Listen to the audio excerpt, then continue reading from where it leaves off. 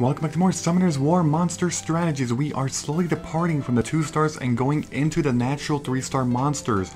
Because really, all that's left is Aeilene, which is a 2-star, and then the Dark Fairy as a 2-star, and I believe that is every single natural 2-star monster in the game. So we are closely approaching to all just 3-star monsters. Anyway, this is Aeilene, the Wind Fairy. So everybody usually disregards Aeilene because she's just outclassed by Neil and even Alucia and even Aeilene, I would say. But the truth is, Aeilene is not a terrible 2-star monster, unlike a lot of 2-star monsters. I'm not saying she's great, I'm not, but the point that I'm trying to make is that if you want to use her early to mid game, she's viable. She is. And here's why. Well, actually before that, let's talk about the stats first. So the stats are as follows: 7,905 HP, 604 attack, 516 defense, and 104 speed. The speed is slightly above average. Attack stat is pretty good. Well, not pretty good, I don't know, a little bit above average. Defense is average. HP a little bit under average. So overall, average stats, and the main reason why they're not great is because she is a natural 2-star monster. That is an unfortunate, you know, negative thing compared to Alucia or Aeilene or Neil, which are 3 stars, which have better stats. Okay, so now let's go ahead and talk about her skills. The first skill is Gust. Attacks the enemy 3 times with a whirling gust of wind. Stuns the enemy for 1 turn with a 20% chance. Second one, removes all harmful effects on the target ally and recovers its HP. The recovery amount is proportionate to the attack power. And the third one, Spirit's Wrath. Attacks the enemy with the Spirit's power. Damage is increased by 30% for each harmful effect on the enemy. She's pretty interesting, not, you know, insanely interesting, but I mean, the real reason is because, you know, this one's obviously a 3-hit move, but that's not unique to her because every fairy has that. This one is Purify. It recovers more with the more attack power that you have, so that's a good thing, you know. And it also removes all harmful effects. And the third one deals more damage with more harmful effects. So basically, she is,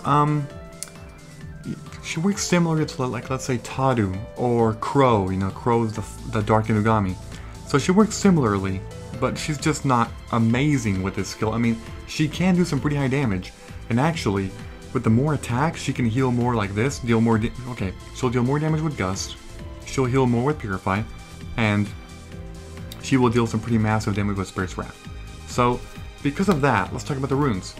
I pretty much just gave it away, but yes, she needs to be Fatal Energy with attack, attack, attack. If you want to make her like slightly more tanky, you can go ahead and throw out an attack here and put an HP instead. But generally, I've said more attack because, like I said, more attack means that her third skill will do some pretty massive damage, and judging by her skills and how her stats are, in which she has more attack than defense and pretty bad HP, she is considered to be more of an attack despite what the freaking word says support. It's such as a support unit, but has more attack than defense, and her HP is pretty bad, so I don't get it. But the point is that her attack stat is the highest, so you want to capitalize on that, you know? Her third skill will deal some pretty massive damage if you combine her with, like, let's say, Orochi or some other monster that can inflict, like, some massive debuffs. She will do pretty insane damage. She will. And because of that, well, you can try to use her. And like I said, the more attack she has, the more she actually heals with her second skill in Purify. So, you know, it's a 2-in-1 deal. It's good. Just basically make her offensive, make her powerful, but don't give her critical damage. You know, don't be like, oh, to make her do more damage. More critical damage, no, not for this monster, because she needs more attack. If you give her critical damage over attack, her second skill is not going to be as useful. That's the problem. But yeah, that's Aeilene. And I mean, there really isn't much else to say about Aeilene. She's a pretty unique / interesting monster, but not amazing by any means, because there's other monsters that just deal a lot more damage, like, let's say, even Crow, the Dark Inugami, you know? He deals a hell of a lot of damage with that third skill, he really does, with the more debuffs that there are.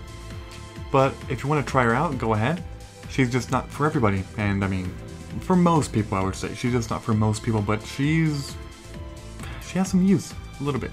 Okay, I'm just rambling on now. But anyway, that is pretty much it for Aeilene. If you have any recommendations, go ahead and leave a comment, you know, on what runes, you know, you could possibly rune her, anything that I did not say. And also, if you enjoyed this episode in any way, shape, or form, please be sure to leave a like. I would appreciate that very, very much. Thank you, and I will see you all next time.